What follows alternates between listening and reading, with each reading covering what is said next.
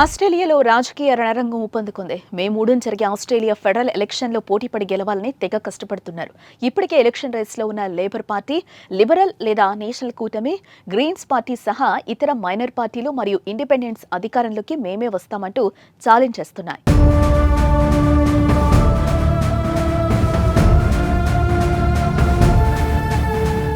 మే 3, 2025న జరగబోయే ఈ ఎలక్షన్లో ఏ పార్టీ పవర్లోకి వస్తుంది, ప్రధాని కుర్చీ ఎవరిది, హౌస్ ఆఫ్ రిప్రజెంటేటివ్స్లో 76 సీట్లు గెలిచిన పార్టీ లేదా కూటమి ప్రభుత్వాన్ని ఫామ్ చేస్తుంది. 2022లో లేబర్ పార్టీ 77 సీట్లతో స్వల్ప మెజార్టీ సాధించింది.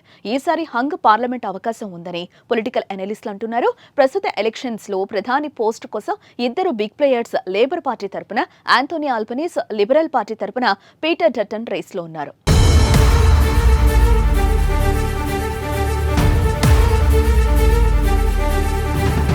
ప్రస్తుత ఆస్ట్రేలియా ప్రధాని ఆంటోనీ ఆల్బనీస్ నేతృత్వంలో లేబర్ పార్టీ రెండో టర్మ్ కోసం ఫుల్ జోష్లో ఉంది. ప్రధాని ఆల్బనీస్ 2022లో 9 ఏళ్ల తర్వాత లేబర్ పార్టీని అధికారంలోకి తెచ్చిన లీడర్. రెండో టర్మ్ కోసం health care, housing, climate change వంటి ఇష్యూస్తో ఎన్నికల క్యాంపెయిన్లో తన మార్కు చూపించారు. విపక్ష నాయకుడు పీటర్ డట్టన్ ఒక టర్మ్ అవుట్లో ఉన్న తర్వాత పవర్లోకి రావాలని ప్లాన్ చేస్తున్నారు. ఆర్థిక స్థిరత్వం, క్రైమ్, ఇమిగ్రేషన్పై గట్టి పాలసీలతో రంగంలోకి దిగారు. వీరితో పోటీగా ఆడమ్ బ్యాండ్ నేతృత్వంలో పర్యావరణం, సామాజిక న్యాయంపై పోరాటం చేస్తున్న గ్రీన్స్ పార్టీ అధికారం కోసం వ్యూహాలు రచిస్తున్నారు.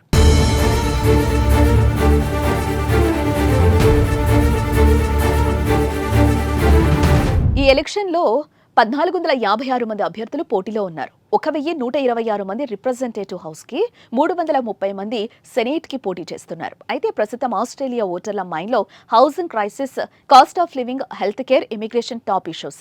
Labour Party Medicare bulk billing, HECS debt కట్లతో పోల్ ప్రిడిక్షన్స్ లో పాయింట్లు స్కోర్ చేస్తుంటే కూటమి క్రైమ్, ఎకానమీపై ఫోకస్ చేస్తుంది. పోల్స్ చూస్తే లేబర్ పార్టీ ముందంజలో ఉంది. ఆల్బనీస్ మళ్లీ ప్రధానిగా కొనసాగే ఛాన్స్ ఎక్కువ.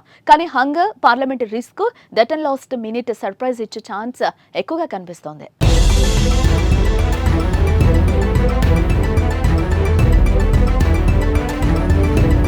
మే 3, 2025న 1.8 కోట్ల మంది ఆస్ట్రేలియన్స్ ఓటేసి తమ కొత్త ప్రభుత్వాన్ని ఎన్నుకోనున్నారు. ఆస్ట్రేలియా ఫెడరల్ ఎలక్షన్ లో ట్రెడిషన్ కూడా ఉంది. ఓటింగ్ బూతుల బయట డెమోక్రసీ సాసేజ్ అని బార్బెక్యూ సాసేజ్లు సర్వే చేస్తారు.